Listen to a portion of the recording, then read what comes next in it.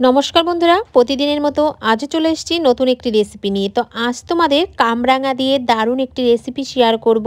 তো চলো বন্ধুরা রেসিপিটা শুরু করি।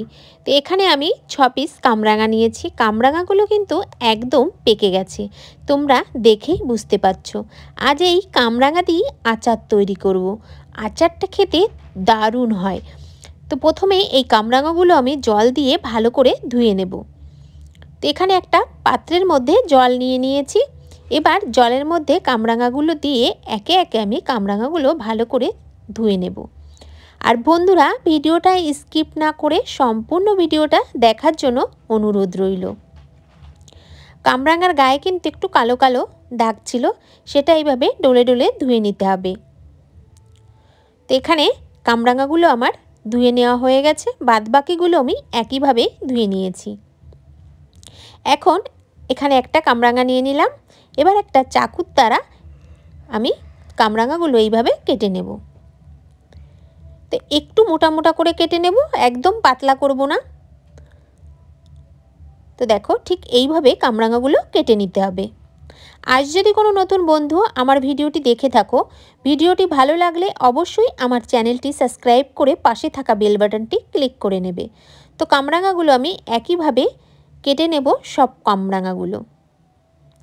তো দেখো এখানে কিন্তু আমি কামরাঙাগুলো কেটে কামরাঙার ভিতরে যে বীজ আছে বীজটা বের করে নেব। বাদবাকি কামরাঙাগুলো আমি একইভাবে কেটে নিয়েছি।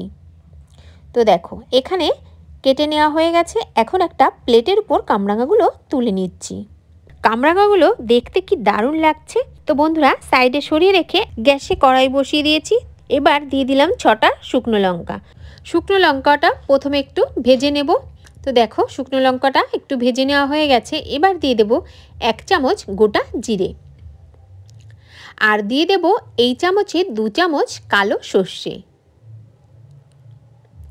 এবার গ্যাসের ফ্লেমটা কিন্তু একদম লো রেখে ভেজে নিতে হবে। মশলাটা যাতে পুড়ে না যায় সেদিকে খেয়াল রাখতে হবে। তো দেখো মশলাটা আমার ভেজে নেওয়া হয়ে গেছে, এখন সাইডে সরিয়ে নিচ্ছি। তো ওটা আমি গুঁড়ো করে নেব। এখন কড়াইয়ের মধ্যে দিয়ে দিলাম 1 টেবিল চামচ মতো সাদা তেল, দিয়ে দিলাম 1/2 চামচ পাঁচফোড়ন। এবার পাঁচফোড়নটা একটু ভেজে নেব। তো এখানে পাঁচফোড়নটা ভেজে নেওয়া হয়ে গেছে।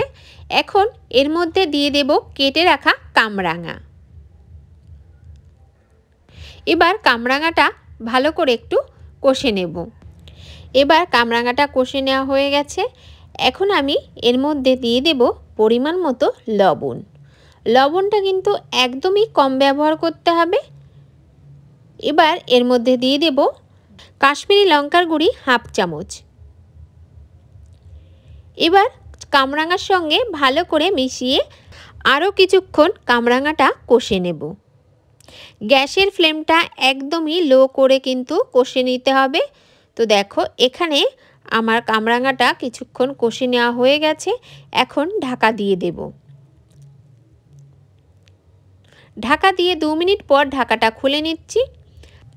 আস্তে আস্তে দেখতে পাবে কামরাঙার গা থেকে কিন্তু জল ছাড়তে শুরু করবে। এখানে একদমই জল ব্যবহার করা যাবে না। তো এখানে আমি 50 গ্রাম মতো আখের গুড় দিয়ে দিলাম। এবার গুড়টা ভালো করে কামরাঙার সঙ্গে মিশিয়ে নেব। আজকের আচারটা একটু টক ঝাল মিষ্টি থাকবে, তো পুরোপুরি মিষ্টি আচার করব না। এই আচারটা কিন্তু খেতে দারুণ হয়। তো এবার গুড়টা দিয়ে ভালো করে মিশিয়ে ঢাকা দিয়ে দিচ্ছি আবারও। এবার আমি 3 মিনিট পর খুলেছি। তো দেখো কতটা জল ছেড়ে দিয়েছে।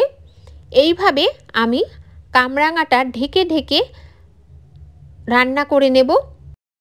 7-8 মিনিট ধরে এইভাবে ঢাকা দিয়ে দিয়ে আমি রান্না করে নিয়েছি। তো দেখো কামরাঙাগুলো কিন্তু একদমই গলে গেছে, তোমরা দেখেই বুঝতে পারছো। তো এবার যে মশলাটা আমি ভেজে গুঁড়ো করে রেখেছিলাম তার 2 চামচ দিয়ে দিলাম, এর থেকে বেশি লাগবে না।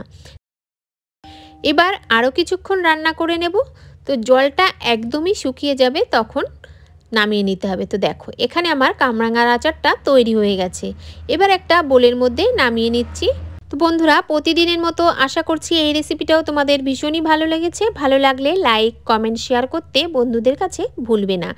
দেখেই তোমরা বুঝতে পারছো কতটা লোভনীয় হয়েছে। তো বন্ধুরা, আজকের মতো এখানেই বিদায় নিচ্ছি। দেখা হবে নতুন কোনো রেসিপি নিয়ে। ততক্ষণ ভালো থাকবে, সুস্থ থাকবে।